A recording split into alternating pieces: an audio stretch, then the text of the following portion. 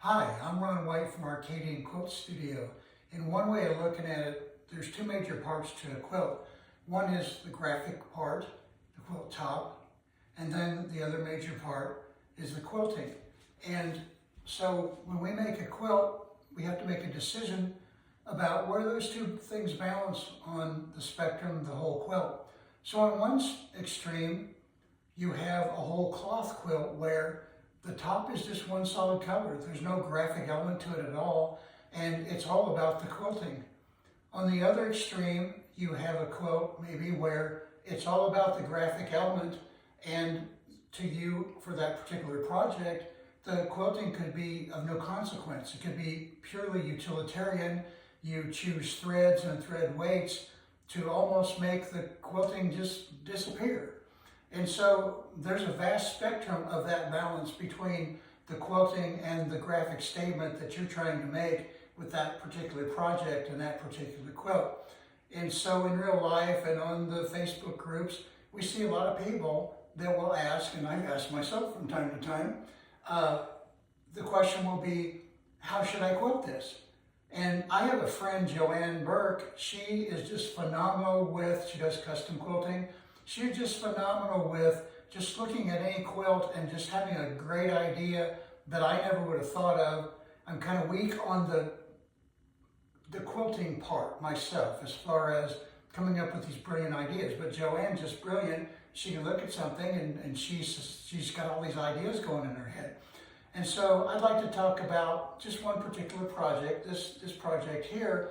And I was out somewhere, unfortunately many years ago, and I saw this and I'm like, oh, that would make a great quilt. And I bought it, and I've had it for, I think, like 20 years, and I haven't done anything with it. But I just kind of want to go through the process. You know, in this particular case, my choice is that it's all about the graphic, this great batik. And so I want the quilting to enhance the graphic part of it. So obviously there is a utilitarian part to the quilting. You know, we've got to anchor the batting according to the minimum distance that particular batting needs to not migrate later as we use the quilt and as we wash the quilt. So, you know, that's always that's one consideration. Now I've decided that I want this quilt to be pretty puffy. So I'm going to use the term show quilt batting, and so that generally is one layer of cotton, generally, you know, like 80-20, and then on top of that layer there will be a layer of wool. It could be 100% wool, or it could be 80-20 wool. And the reason the show quilters use that is because the wool is springy, and so with washing, relaxing, this and that, you know, it'll make the quilting pop. I mean, where it's not quilted, it'll make it stand out and be springy. And so it's kind of the closest thing you can get to trapunto without actually doing trapunto, for those of you that are familiar with that. So I want it to be puffy.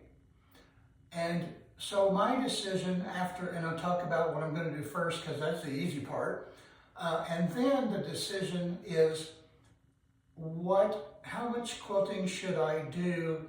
How can I enhance the quilting without detracting from the graphic element of this beautiful batik here? So, you know, some of the obvious things are, you know, to anchor the quilt. And so we see these lines that we would follow, these straight lines. So, you know, a lot of times we do anchoring, or we do basting, or we do stitch in the ditch to stabilize the quilt. So these built-in lines here are wonderful for that. And then the next obvious thing is we have these tokens here all the way around. And so the next obvious thing would be, you know, to follow the swirls on these. So that's the easy part. And then the next, when we get to the inside, you know, the easy part with my plan to make it puffy is pretty much to outline every single object on here. So I believe that these are grass, plants, you know, whatever. And of course we have an animal. It doesn't seem to tell us want to tell us exactly what kind of an animal it is. And then up here, I've just realized that these are hills and mountains up here, and the mountaintops have different color on them. Maybe it's vegetation, maybe it's seasonal wildflowers, and wherever this, scene is. And then above that, we have the sky. So when we talk about the vegetation, okay, what do we do with the quilting? Well, because it's leaves, then one thing that we can do that gives some texture to this piece, but doesn't take away from the graphics, is to do some veining in with the leaves. And so that could be just textural only, and it could be in a thread that matches the color of the leaves, or we could choose a color that goes with these leaves and where we can actually visually see, color-wise, we can see those veins and we can add texture to the leaves that way. So the animals, of course, we will follow the lines inside the animals. Let me get back to the animals because that's a little more tricky for me, and I haven't really made my decision on the animals yet. But when we get to the sky, I could leave that alone, or I could do something with the quilting reminiscence of clouds, in the sky. And so again, the choice would be, do I want that to stand out, or do I just want it to be a textural thing? So for these parts of the mountain here, they're pretty small and they're very colorful, and this one's pretty big, so it may need some anchoring. So there may be some kind of a design not to speak to any kind of particular object, plant, animal, whatever, but just something that kind of goes well with that shape, maybe this shape, just say. So that's the kind of quilting there. And then back to these swirls down here. They're small enough that they don't need to be quilted inside of, generally for any batting that you would use as far as, structural integrity for the batting down the road. But they are large enough that you could put some kind of interest in there, maybe some kind of a joint suggestion, some kind of a swirl pattern, and that makes sense. And so again, my decision needs to be, do I want that to be just textural and therefore I would match the color of this area, or do I want to see that swirl as a graphic element, not to take away from the overall, the overall batik, but just to add some place else where your eye, will land as your eye. Because when we have pieces like this, even I don't paint, but wish I did.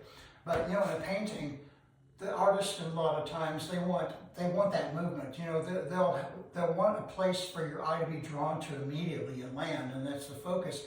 But they also want then for your eye to start wandering and looking and maybe discovering and enjoying other parts of that painting that they have made. So by having this be the proper color and the proper pattern, once you get over the oh, look at those animals, they're beautiful. Then your eye could wander around and say, oh, look, there's some neat swirls here. So to kind of answer the question of how do I quilt this, these are the kinds of things that you would think of in your process when you're deciding how to quilt something. And so, I must admit, I'm still not really very good at that part. I've been an engineer, scientist, computer guy, all my life. But I worked really hard to try to develop that artistic side of me, and graphic-wise, I'm pretty good at it.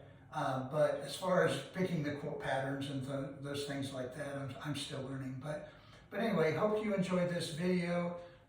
It just kind of gives you hopefully an idea of what to think about and how to make those decisions for yourself.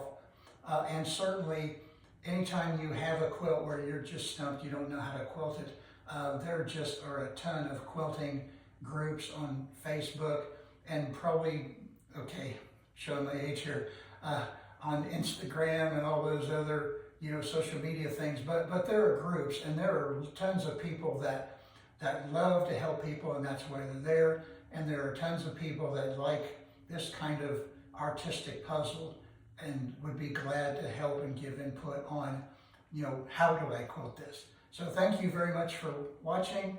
Hopefully you will like this video, subscribe to my YouTube channel, Arcadian Quilt Studio. Visit my e-commerce website. It's just getting started. It's arcadianquiltstudio.com.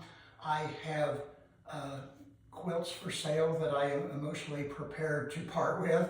I've got some quilt kits, and I will be adding, as time goes on, I will be adding quilting supplies, embroidery supplies, and all that stuff. Oh man, I just did my first commercial. Please forgive me. But anyway, please like and subscribe so that I know that my efforts are worthwhile and that I should continue making videos. Thank you very much.